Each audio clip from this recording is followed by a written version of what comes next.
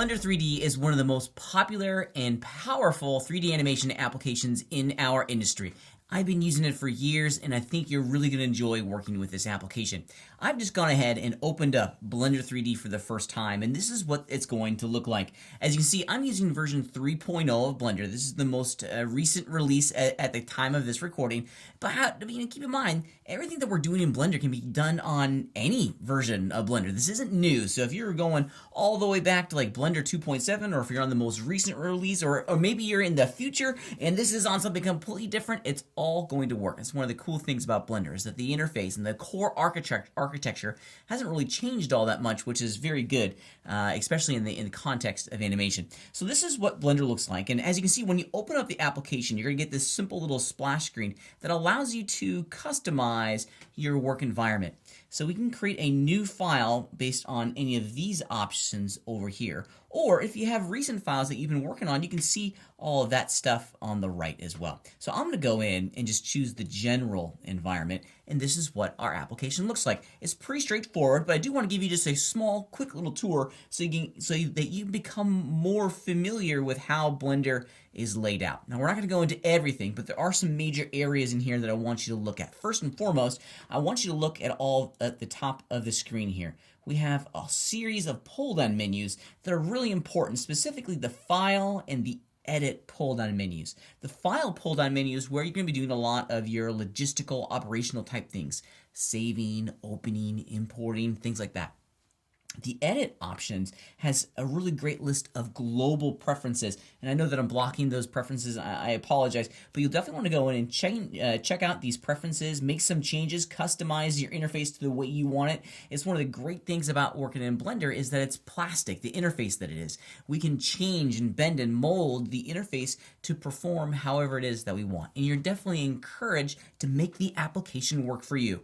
I try to keep all the default settings in, when I'm recording these videos so that it's real easy for you guys to navigate. But if you want to make it yours, do it. Go forth.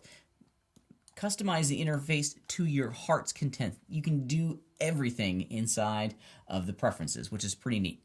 Now, in addition to these pull-down menus at the top of the screen, we also have a whole series of tabs. And each one of these tabs up here is going to bring to the surface a different part of the Blender interface, a different part of the Blender workflow. Now, for us, we're primarily going to be hanging out in the Layout tab, but I encourage you to go check out the Sculpting tab, maybe the Shading tab, and of course, when we get to the Animation tab is where we're going to be doing the lion's share of our animating. So you definitely want to make sure you go and just explore these and know that they're there. These are all small little portals, if you will, into different tools and systems and workflows.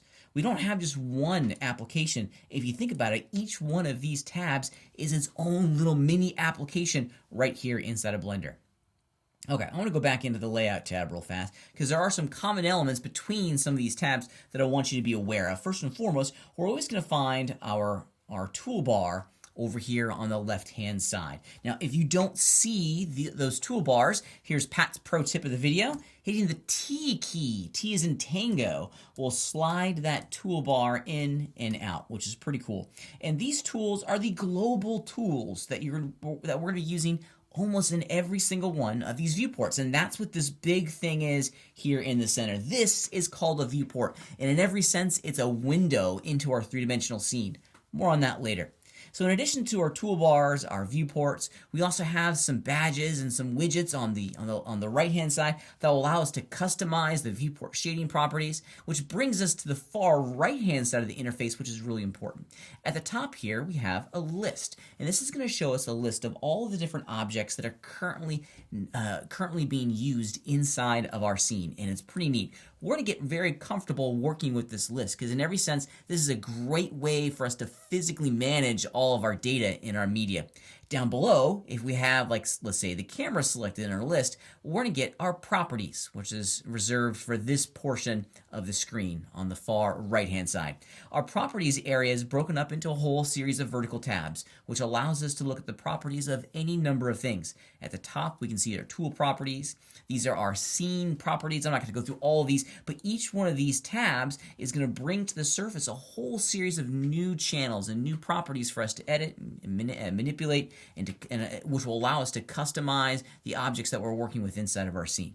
So this is, in every sense, the Blender interface. We have some menus at the top, some tabs which allow us to change our workspaces, some toolbars on the left, a wonderful big viewport in the middle, some really important lists and utility panels on the right side, and of course our properties panel on the far bottom right hand side of our animation or our Blender interface.